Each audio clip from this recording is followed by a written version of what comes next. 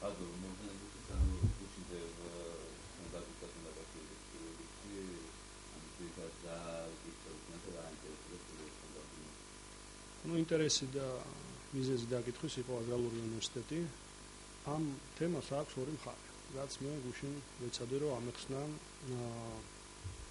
პროკურატურის გამომძიებლისთვის და ფინანსური პოლიციის გამომძიებლისთვის, იმიტომ რომ არის შექმნილი ერთობლივი ჯგუფი, ეს არ არის გამოძიება მხოლოდ პროკურატურის, ამაში არის ჩართული ფინანსური პოლიციაც, ანუ ფინანსთა სამინისტროც. ამ კონკრეტულ საკითხს გააჩნია ორი მხარე. ერთი არის შინაარსობრივი, ანუ სამართლებრივი მხარე და მეორე არის პიარული მხარე. რაც შეეხება სამართლებრივ მხარეს, აქ ყველაფერი არის აბსოლუტურად კანონიერი, ყველაფერი არის დარეგულირებული კანონმდებლობით.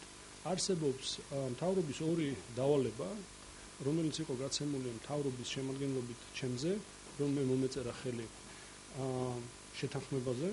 არსებობს მთავრობის დადგენილება, რომელთაც რეგულირდება აგრარული უნივერსიტეტის თანამშრომლობა კახა ბენდუკიძის ფონდთან და თქვენთვის უფრო მარტივი რო იყოს, როდესაც მაგალითად მთავრობა გადასცემდა საპატრიარქოს მიწას ეკლესიის ასაშენებლად, ზუსტად ესეთივე სამართლებრივი სისტემით მუშაობდა ეს პროცესი. ანუ სამართლებრივი კუთხით აქ არანაირი შეკითხვა არ შეიძლება იყოს, იმიტომ რომ მთავრობას აქვს ამის უფლება, მთავრობა თავის უფლება გამოიყენა და გადასცა კონკრეტული ქონება საინვესტიციო ვალდებულებებით კონკრეტულ ფონდს. ეს არის სამართლებრივი მხარე, რომელზეც შეკითხვები არ შეიძლება რომ იყოს, იმიტომ რომ ყველაფერი არის გაფორმებული მთავრობის დადგენილებით, რის უფლება ქონდა. პიარული მხარე არის ის, რომ ეხლა ზოგი ადამიანი ლაპარაკობს, რომ ეკახა ბენდუკიძე მერკლარად მიიღო ძალიან დიდი ქონება. რაც არის ტყვილი და რაც უფრო მნიშვნელოვანი ეხლა არის ამ მომენტში. იმიტომ რომ ეს აზიანებს კონკრეტულად აგრარულ უნივერსიტეტს. კახა ბენდუკიძეს არ მიუღია ერთხლად ეს ქონება, კახა ბენდუკიძემ ამაში გადაიხადა ჯამში უკვე დაახლოებით 25 მილიონი.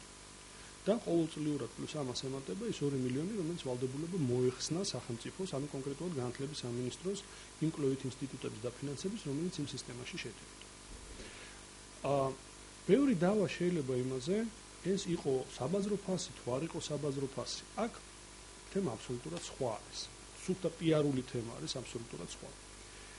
ეს უნივერსიტეტი გადაეცა კახა ბენდუკიძეს არა იმისათვის, რომ მას დაენგრია შენობა და აეშენებინა კორპუსები ან სავაჭრო ცენტრი და მერე გაიყიდა და ამით შეოფლა. არამედ გადაეცა იმისათვის, რომ კახა ბენდუკიძეს გაერემონტებინა ინფრასტრუქტურა და შეიქმნა ძლიერი აგრარული უნივერსიტეტი. შეკითხვა გააკეთა ეს კახა ბენდუკიძემ გააკეთა. აგრარული უნივერსიტეტი არის ერთ-ერთი საუკეთესო უნივერსიტეტი ახლა საქართველოში, სადაც ბავშვებს უხარია სწავლა, იმიტომ რომ იღებენ მაღალი დონის განათლებას. თუ ვინმეს აინტერესებს პიარული და სამართლებრივი მხარე, შეუძლია ზუსტად ესევე მიუდგნენ იმ დოკუმენტებს, როდესაც მთავრობა საპატრიარქოს თხოვნით გადასცემდა მიწას ეკლესიის ასაშენებლად. გადასცემდა უფასოდ საჩუქრის სახით, მაგრამ იმ ვალდებულებით, რომ იქ აშენებული იყო ეკლესია. საპატრიარქო ხო მიწაზე კორპუსს არ აშენებდა სავაჭრო ცენტრს, აშენებდა ეკლესიას და არავის აზრად არ მოუვა, ეხლა ედაო საპატრიარქოს რატომ მიიღო რაღაცა მიწა უფასოდ. კახა ბენდუკიძე უფასოდ არ მიიღო, ამას ხასუსო 25 მილიონი უკვე გადაიხადა. მაგრამ საბაზრო ფასი იყო ეს თუ არ იყო, ამაზეც დავა შეუძლებელი არის, იმიტომ რომ გააკეთა უნივერსიტეტი და რაც ყველაზე მნიშვნელოვანი, რაც ხალხი არ იცის. ვალდებულებაში ჩაედო, რომ ეს საკუთრება, რომელიც არის ახლა, არის არა კახა ბენდუკიძესი, არამედ ფონდის, რომლის მოვალეობა არის, რომ იქ იყოს და დააფინანსოს უნივერსიტეტი. ანუ მომავალში 30-40 წელიწადში ამ უნივერსიტეტმა მოგებას რომ მოიტანოს, ვერც კახა ბენდუკიძე, ვერც ლაშა გუციძე, ვერც სხვა სახში ამ ფულს ვერ წაიღებს. ეს ფული უნდა დარჩეს იმ ხელშეკრულების მიხედვით, რომელიც დადებული არის მთავრობასთან უნივერსიტეტში და მოხმარდეს უნივერსიტეტის განვითარებას. აი ამის მერე თუ ვინმე იტყვის, რომ ეს იყო ცუდი გარიგება, მაშინ მართლა არ არის არც ეკონომიკის, არც პოლიტიკის და არც პიარის, იმიტომ რომ ერთი მხრივ კაცმა გადაიხადა 25 მილიონი სარგებელი ნახა სახელმწიფომ. მეორე მხრივ გაკეთდა ძალიან მაგარი უნივერსიტეტი, გაპარტახებული, კორუმპირებული სასოფლოს მაგივრად და მომავალშიც ყველა ფული, რომელიც იქნება ამ უნივერსიტეტში აკუმულირებული, იქნება დახარჯული ამ უნივერსიტეტს.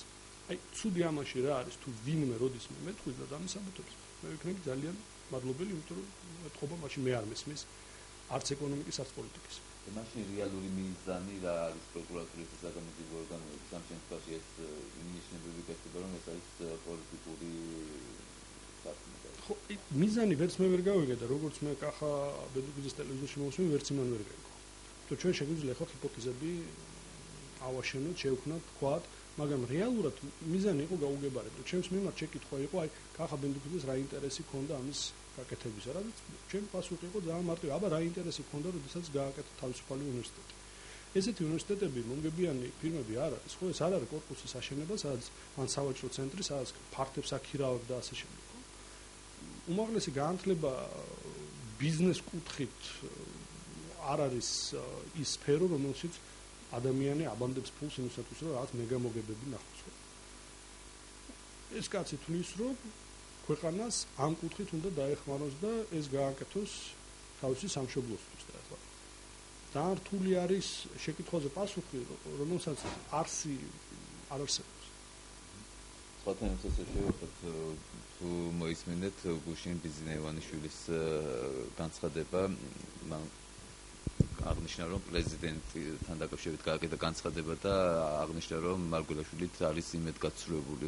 რამდენ სწორი არის და რამდენიც არის პოლიტიკურად კორექტული ივანიშვილი ამ შემთხვევაში. ეხლა მიმდინარეობს ის პროცესები, რომელზეც ჩვენ საუბრობდით ადრეც.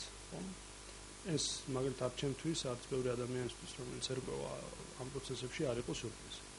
მარგველაშვილიც ის დეპუტატები ქართული ოცნების უმრავლესობის, რომელიც ეხლა არიან პარლამენტში, იყვნენ არჩეულები არა იმის გამო, რომ ხალხს მოსწონთ ეს ხალხი, ეს დეპუტატები, არა იმის გამო, რომ ისინი რაღაც კარგი საქმეები გააკეთეს და ეხლა ხალხი ენდობა, რომ ისინი ქვეყანას აყოლებენ, ან ბიზნეევანიშვილის გამო.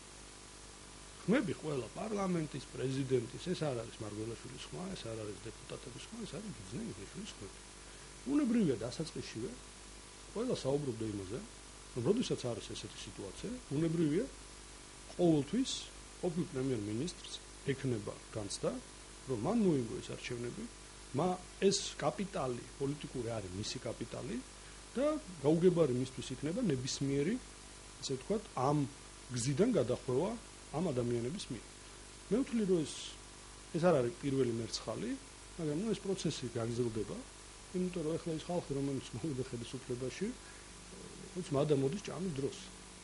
და ნელ-ნელა ამბიცია ესდება იმ კუთხით, რომ უნდათ დამოუკიდებელი თამაშის თამაში და ეს აბსოლუტურად მოსალოდნელი პროცესი იყო, რომელიც ახლა ვითარდება. ბიზნეევანიშვილმა ასევე თქვა, რომ მას კატეგორიებად აქვს დაყოფილი სამინისტროები და მინისტრების მუშაობა, არის კარგი და ძალიან კარგი მინისტრები. თქვენ იყავით სასჯელ აღსრულებით და განათლების მინისტრი, თავდაცვის მინისტრის ბრძანდებოდით და სწორედ ამ სფეროებთან დაკავშირებით მინდა გითხოთ თქვენი შეფასებით, იგივე განათლების სამინისტრო, განათლების მინისტრი ითვლება კარგში, ძალიან კარგში თუ უარყოფში, ან იგივე სასჯელ აღსრულებას უზრუნველყოფა. სასჯელ აღსრულებაში მარტივია პასუხი, სასჯელ აღსრულება სამინისტრო უკვე ვერ აკონტროლებს სასჯელ აღსრულების სისტემას, ძალიან სამწუხაროდ, მაგრამ რატომღაც ძალიან მალე ერთ წელიწადში საზოგადოება შეეგუა იმას, რომ ციხეებს მართავენ ქურდები, რაც ჩემთვის მაგალითად ძალიან დიდი სიურპრიზი არის, იმიტომ რომ სამწუხაროდ საზოგადოება შეეგუა მართლა ამას, რომ მაყურებლები და ქურდები მართავენ სასჯელ აღსრულების სისტემას. ბევრი პრეტენზია იყო ჩვენ მთავრობის მიმართ სასჯელ აღსრულების სისტემის კუთხით, მაგრამ მე მგონი გაიხსენებთ არც ერთი ფაქტი იმისა, რომ ქურდები მართავდნენ ციხეებს და ხდებოდა მკვლელობები იმის გამო, რომ თავანი არ ჩააბარა პატიმარმა, რომელმაც რაღაცა წააგო ციხეში და ამის გამო კლავდნენ, არის. სააკაშვილის თავობის დროს ესეთი პრეცედენტები არის. ეხლა ჩვენ შეგვიძლია ვთქვათ ჟარგონით რომ ვილაპარაკოთ, ყველა ციხე საქართველოში გახდა შავი. მას მართავენ ქურდები, მართავენ მაყურებლები და ეს არის უნებრივია ჭყალებში დამსახურება სასჯელ აღსრულების მინისტრს. რამდენიც არ უნდა მისი ტრაბახოს იმითი, რომ წამება შეწყდა ციხეებში. ციხეებს კიდევ ერთხელ მართავენ მაყურებლები, არა ადმინისტრაცია, არა სამინისტრო. მეორე რაც შეეხება განათლებას, მაგაზე მაქვს უკვე ჩემი პოზიცია რამდენჯერმე დაფიქსირებული, ეს არის სისტემა, რომელიც პირველი დაემსხვრა, იმიტომ რომ იყო ყველაზე, ესე ვთქვათ, არამდგრადი, სუსტი რეფორმები ჩვენ დავაგვიანეთ, ამ სისტემაში ჩატარების, აქედან გამომდინარე, ყველაზე სუსტი ზუსტად ეს სისტემა იყო. ახალმა მინისტრმა ერთ წელიწადში დაანგრია სისტემა საერთოდ. სკოლებში მიდის ქთამების ცემა ნიშნებს წერენ ფულის გამო, გოჭების, ბამბანერკების გამო. ბავშვები მე-11-მე-12 კლასელები სკოლებში არ დადიან. წიგნები, რომლებიც ესე ტრაბახობდნენ სამინისტრო რო იყო გაცემული, ბოლო კვლევით რაც ახლა გააკეთეს, ეს საზოგადოებისთვის ცნობილი არ არის. ახლა განათლების სამინისტრომ ჩაატარა კვლევა, სადაც წერია, რომ 40% იმ წიგნების, რომელიც იყო დარიგებული, არის გაპუჭებული, რაც ნიშნავს, რომ კანონით ახლა უნდა მოსთხოვონ მშობლებს ფული, რაც ბუნებრივია წინასაარჩევნოდ არ გააკეთებენ. კერძო სკოლების მოსწავლეებს თუ ჩემ დროს პაკეტი სახელმძღვანელოების ღირდა დაახლოებით 70 ლარიდან 100 ლარამდე უფროს კლასელების, ახლა ღირს 200 ლარი. აი ეს სხვაობა არის, იმიტომ რომ ერთის ხარჯზე სერიოზულად გაუარესდა სიტუაცია, მეორეში პროფსასწავლებლები გაჩერებულია, უმაღლეს სასწავლებლებში სერიოზული პრობლემებია და ამაზე ბევრი დიდი ხანი შემიძლია ვილაპარაკოთ. რაც შეეხება თავდაცვას, თავდაცვაშიც არის კონკრეტული პრობლემები, კარგი არის იქ, რომ თავდაცვას სამინისტროს ან პოლიტიკურ გუნდს აბალანსებს გაერთიანებული შტაბი, სადაც არიან პროფესიონალი სამხედროები და ისინი აკეთებენ თავის საქმეს და ძალიან უნდა ისე თქვა, ჭყალებში იჩალიჩო რომ გააპუჭო, მაგრამ